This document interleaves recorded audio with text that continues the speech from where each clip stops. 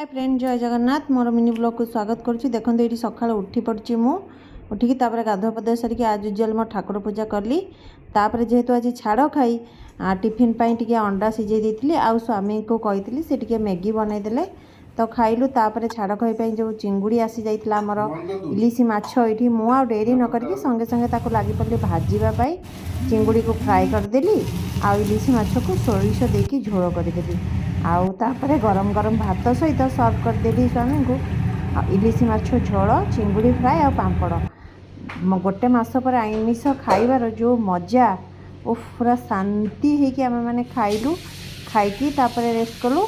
तापर डिनर रे आज थिला आज किसी रुटी फुटी बनई नथिलु बस चिंगुड़ी को पकोड़ा टिके बनईदेलु आ चिंगुड़ी पकोड़ा को आज राति डिनर खाई आम शोलु।